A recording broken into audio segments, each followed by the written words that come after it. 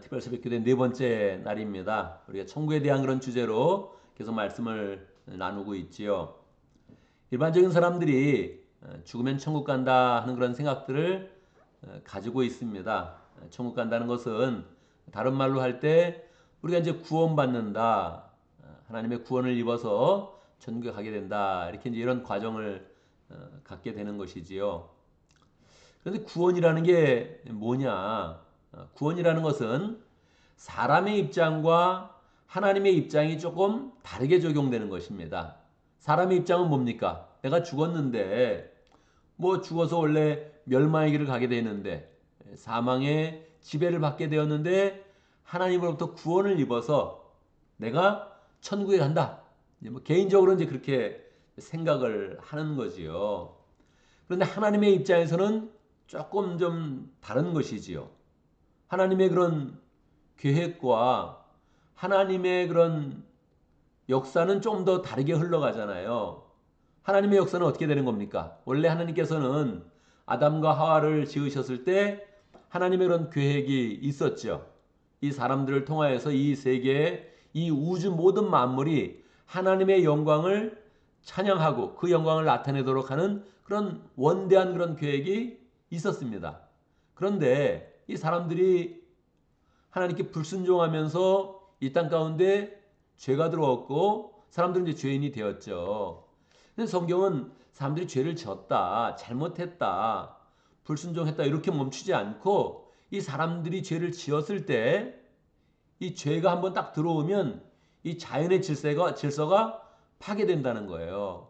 그래서 창세기에서는 뭐라고 표현하냐면 땅에서 엉겅퀴와 가시덤불을 내었다. 그렇게 이제 이야기하는 거예요.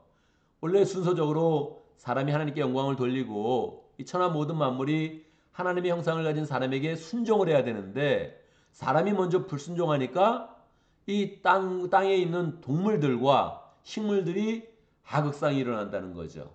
그래서 그 질서가 파괴되면서 동물들은 사나워지고 땅들도 원래 아름다운 것들을 땅에서 내야 되는데 엉겅퀴와 가시덤불을 내면서 땅도 나빠지게 되었다는 거예요.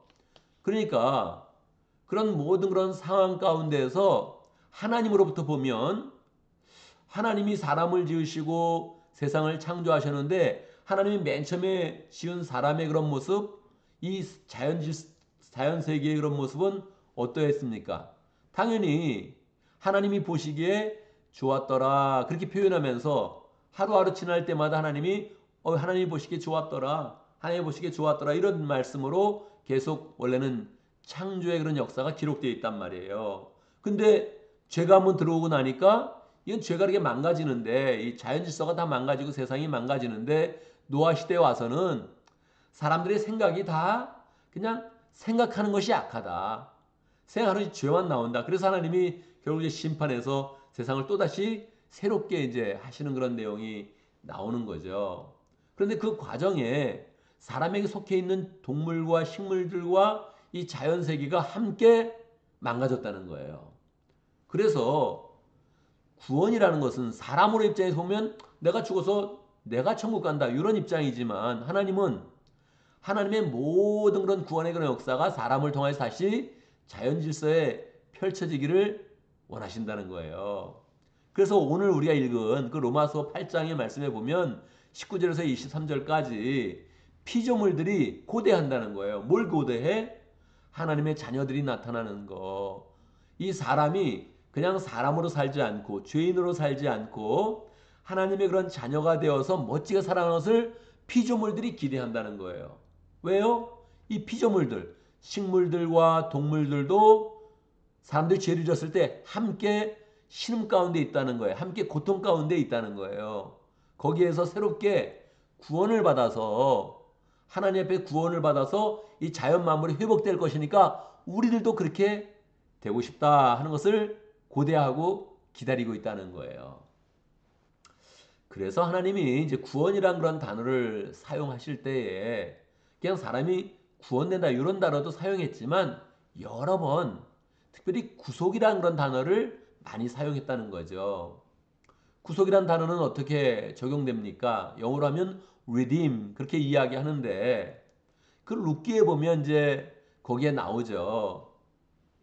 룻기에 나왔을 때 그 나오미의 가족들이 다 거기에서 이제 흉년이 들어서 어려워졌을 때에 모압 지방으로 갔더니 거기서 더 어려움을 겪게 되죠. 남편을 잃고 두 아들이 있었는데 두 아들이 다 이제 죽게 되고 여자 셋 과부만 남게 된 겁니다. 그러면 어떻게 되겠어요? 그런 일들은 우리의 그런 삶 가운데서도 많이 일어나잖아요. 우리 그런 삶 가운데 사업이 실패했다, 병이 들었다, 사고가 났다, 그런 일들이 많이 있지 않습니까? 그런 일이 일어나면 어떻게 하는 거예요? 하나님은 그때 이스라엘 백성에게 고엘의 제도, 구속의 제도를 주었다는 거예요. 고엘의 제도. 이 영어로 고엘이라는 것은 리디머인데, 리디머가 옆에 사람을 도와주는 거예요. 회복시키는 거예요. 집을 잃었으면 집을 사주고, 땅을 잃었으면 땅을 사주고, 심지어는 자녀가 없다면 자녀도 낳게 해주는 그런 제도가 바로 고엘의 제도란 말이에요. 이거는 이스라엘 백성들 가운데 아주 자연스럽게 받아들이는 그런 제도입니다. 그러니까 이스라엘 사람들은 우리가 고엘의 제도 이렇게 이야기하면 다 알아듣고 이미 그냥 전통으로 풍습으로 다 갖고 있는 그런 제도죠. 하나님이 고엘의 제도를 주면서 이게 구원이다. 이게 바로 내가 원하는 구원의 방법이다 하고서 그 풍습 가운데 하나님이 제도로서 그들에게 주었다는 거예요. 고엘의 제도를 실행하지 않으려는 사람이 있으면 하나님이 또 그때는 엄하게 징벌을 내리십니다. 그러니까 이거는 하나님이 생명을 걸고 지키신 그런 제도인데 이러한 삶이 우리의 그런 구원의 제도 가운데 그냥 자연스럽게 들어와야 된다는 거예요. 우리는 그냥 내가 구원받으면 되지. 나는 뭐 죽으면 구원받을 거야. 난 구원의 확신이 있어. 이렇게 개인 차원에서 이야기를 하는데 하나님의 입장에서 보면 이 세상이 망가졌을 때 사람이 불순종해서 망가졌을 때 어떻게 할 것이냐. 다시 구속해야 된다는 거예요. 다시 회복해야 된다는 거예요. 다시 새롭게 해야 된다는 거예요. 여러분 우리가 살면서 자존심이 있습니까? 있죠. 자존심 상하면 절대 안 되죠. 우리가 자존심을 잘 세워가면서 자존감을 세워가면서 우리가 삶을 살아야 된다는 거죠. 하나님은 자존심이 있겠습니까? 너무너무 확실하게 있으시겠죠. 하나님의 자존감 얼마나 크시겠습니까? 우리는 살면서 실수할 수가 있어요. 우리는 살면서 실수하고 잘못할 때가 있죠. 그러면 뭐 사과하고 또 잘못을 바로잡고 다시 결단하고 고쳐가는 그런 삶을 살죠. 근데 하나님은 어떻게 하겠어요? 하나님은 뭐 누가 잘못하면 내가 미안하다 잘못했다 그러시겠어요? 그런 일을 하지 않으실 뿐더러 그런 일은 일어나지 않는단 말이에요.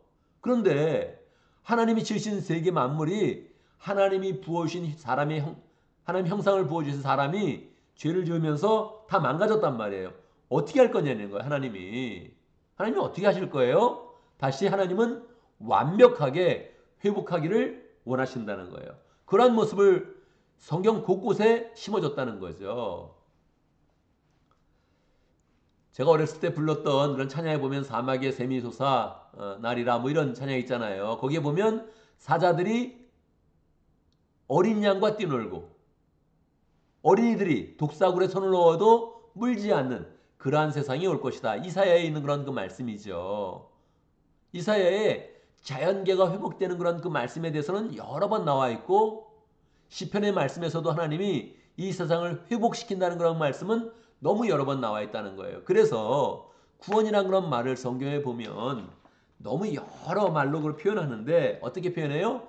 화해하다, reconcile, 구속하다, redeem, 소생시키다, restore, 회복하다, recover, 돌아가다, return, 새롭게 하다, renew, 부활하다, resurrect. 여러 가지 단어를 re라는 단어, 반복된다는 그런 단어, 다시라는 그런 단어를 하여 써서 하나님이 구원의 역사를 우리에게 나타낸다는 거예요. 그러니까 우리가 개인적으로 난 죽어서 천국 갈 거 믿어. 난 구원의 확신이 있어. 이렇게 생각하지 말고 우리의 그런 삶과 우리의 속한 그런 모든 세계가 하나님 앞에서 새롭게 되는 것을 소망해야 된다. 천국은 그냥 동떨어지는 어느 곳이 아니라 그냥 우리가 죽으면 그냥 가고 이상 버려지는 것이 아니라 하나님은 이 땅을 만드실 때 어떻게 했다고요? 새 하늘과 새 땅으로 말씀하셔서 이 땅과 하늘나라에 연속성을 두었다는 거예요. 이 랜디 알콘 목사님이 이거 그냥 우리가 살아갈 때 그냥 살면 안 됩니다. 과거, 현재, 미래 이렇게 우리의 그런 삶이 진행되고 있는데 하나님의 구원의 그런 역사가 이 인류 전체를 바라보면 항상 과거, 현재, 미래 이렇게 나눠져 있는데 이게 연속성을 가지고 나눠지면서 하나님은 회복의 역사, 새롭게 하시는 그런 역사를 보여주고 있다는 거예요. 그래서 이 한글책 86페이지에서 90페이지에 보면 과거, 현재, 미래가 연결되어 있는 연결고리, 이 연속성을 가지고 있는 연결고리를 5페이지에 걸쳐서 4페이지 좀 넘게 4페이지에 걸쳐서 보여주고 있는 거예요.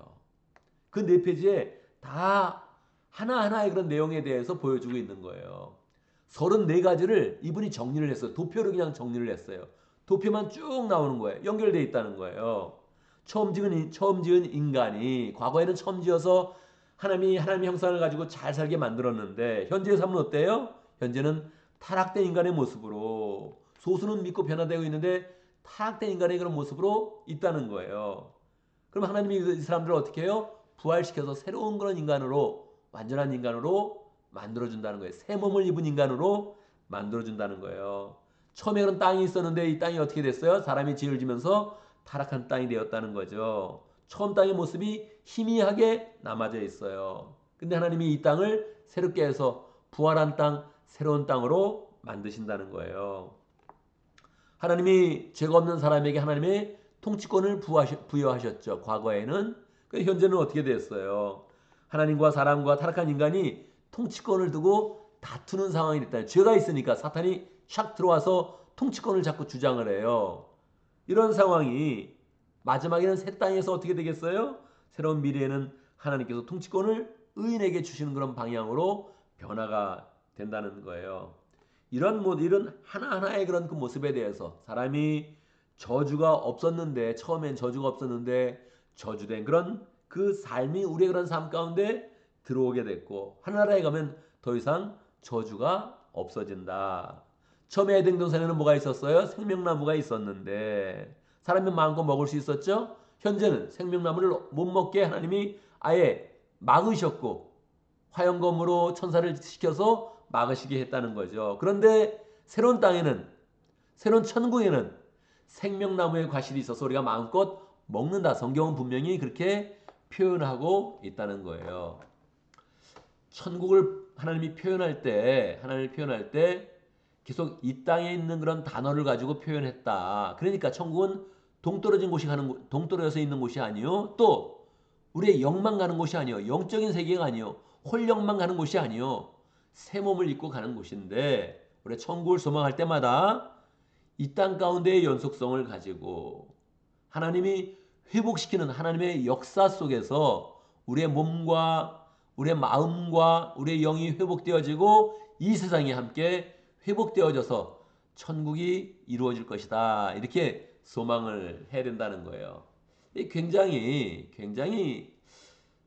성경적인 개념이기 때문에 원래 있었던 그런 개념인데 사람들의 전체적인 생각의 방향, 신앙의 그런 방향이 많이 이 전체적인 그런 세상의 그런 철학과 여러 가지 상황 가운데 영향을 받으면서 이 세상을 포기하고 천국 간다. 이렇게 도피적인 그런 생각들이 중간중간에 많이 나왔는데 우리가 그렇게 생각할 것이 아니라 천국은 회복되는 곳이다. 처음이 회복되어지고 에덴 동산이 회복되어지고 더 풍성하게 회복되어지면서 더 아름다운 천국이 만들어진다. 이렇게 이 책에서 강조를 하고 있는 것입니다.